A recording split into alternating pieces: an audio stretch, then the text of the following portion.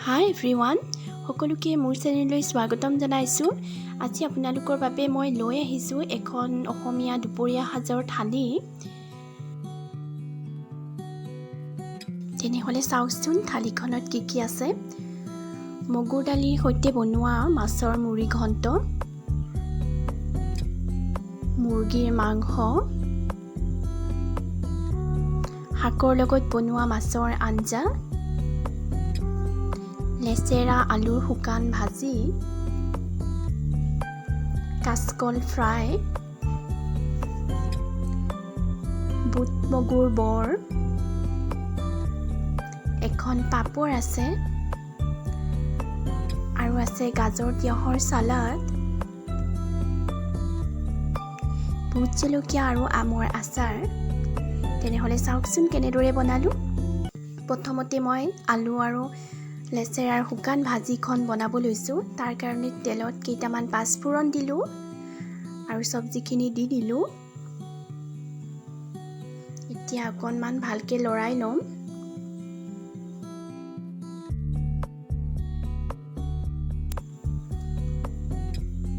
অকণমান লৰাই ভাজি লৈ ইয়াত মই হালধিৰ পাউডাৰ দিলোঁ আৰু এতিয়া এইখিনি অকণমান ভাজি পেলাই ঢাকনাখন অকণমান সময়ৰ কাৰণে বন্ধ কৰি দিলোঁ আৰু এতিয়া নিমখ দিলোঁ আৰু এইখিনি লৰাই অলপ সময় ভাজি থাকিম। একেবাৰে চিম্পুলকৈ বনাইছোঁ।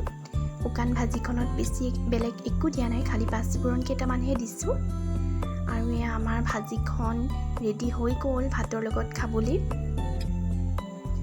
আৰু এতিয়া বনাইছোঁ মই কাচকলৰ চিপছ।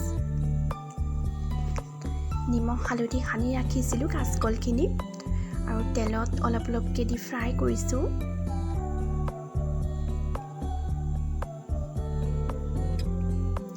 এয়া কাচকলখিনিও হৈ গ'ল।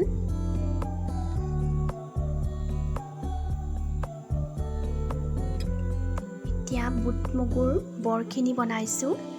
বুট মগুৰ লগত কেঁচা জলকীয়া আৰু নহৰু দিছিলোঁ। গোটেইখিনি ভালদৰে পিচি লৈ নিমখ হালধি দিছিলোঁ আৰু একেবাৰে চিম্পুলভাৱে এনেদৰে ফ্ৰাই কৰিছোঁ।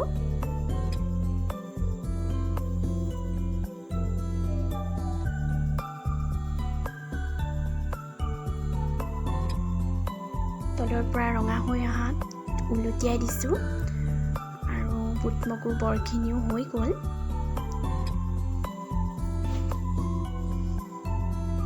এতিয়া মই প্ৰথমে মাংসখিনি বনাবলৈ লৈছোঁ। তাৰ বাবে আলুখিনি ফ্ৰাই কৰি লৈছোঁ। এয়া আলুখিনি ভজা হৈ গ'ল। এতিয়া একেখিনি তেলতে গৰম মছলা আৰু তেজপাত দিলোঁ আৰু এতিয়া পিঁয়াজখিনি দি ভালকৈ লৰাই অলপ ভাজি ল'ম। পিঁয়াজখিনি অকণমান ৰঙা হৈ অহাত বিলাহীখিনিও দি দিলোঁ।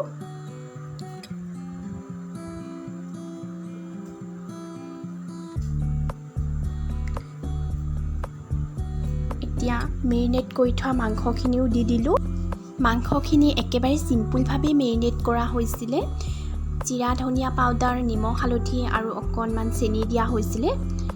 এতিয়া ভালদৰে ভাজি লোৱাৰ পিছত আলুখিনিও দি দিলোঁ। এতিয়া লৰাই মাংসখিনি একেবাৰে তেল এৰি দিয়ালৈকে ভাজি থাকিম।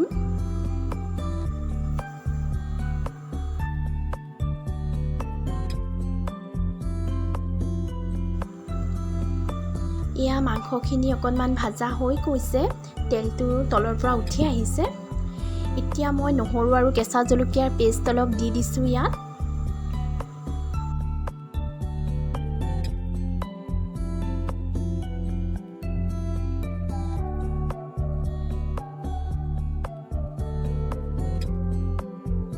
মাংসখিনি ভাজি হোৱাত মাংসত পানী দিলোঁ আৰু ভালদৰে এতিয়া বইল আহিব দিম ইয়াত।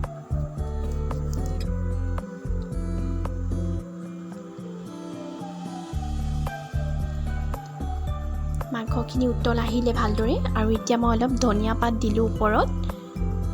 ধনিয়া পাত দি অকণমান সময় আৰু উতলাম।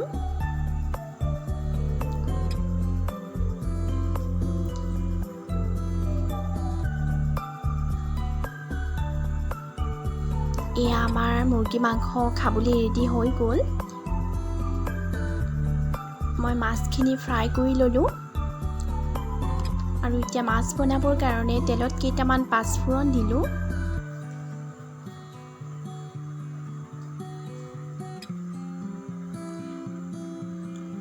আৰু অকণমান নহৰু দিয়া হৈছিলে। দুটা বিলাহী কাটি দিলোঁ।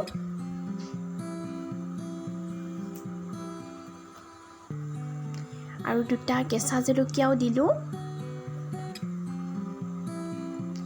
নিমখ আৰু হালধি দিলোঁ। এতিয়া ভালদৰে অকণমান ভাজি ল'ম।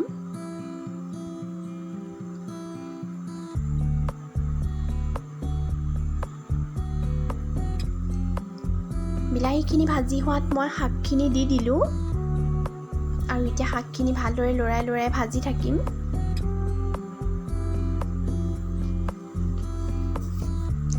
এয়া আমাৰ শাকখিনিও আধা ভজা হৈ গৈছে।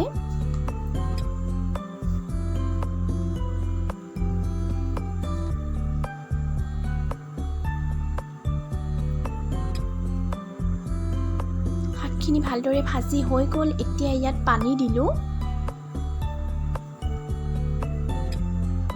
পানীখিনি ভালদৰে বইল আহিলে মাছখিনিও দি দিলোঁ ইয়াতে।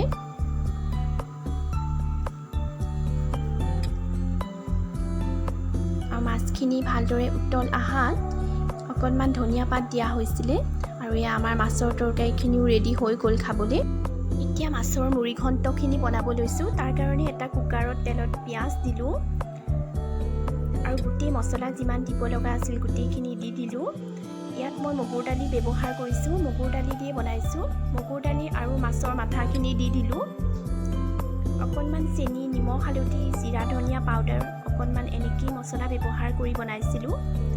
এতিয়া ভালদৰে ভাজি হোৱাত মই ইয়াত গৰম পানী দিলোঁ আৰু 4-5টা হুইচেল দিয়াই নমোৱাৰ আগে অকণমান গৰম মছলাও দি দিলোঁ ইয়াত। আৰু এয়া আমাৰ মুড়ি ঘণ্টখিনি খাবলৈ হৈ গ'ল। এতিয়া মই শেষত এখন পাপৰ ফ্ৰাই কৰিলোঁ আৰু এয়া মোৰ থালিখন সম্পূৰ্ণভাৱে ৰেডি হৈ গ'ল। যদি ভাল লাগিল চাই তেনেহ'লে লাইক, শ্বেয়াৰ, কমেণ্ট কৰিব আৰু মোৰ চেনেলটোত নতুন হ'লে চেনেলটো ছাবস্ক্ৰাইব কৰিব। ধন্যবাদ।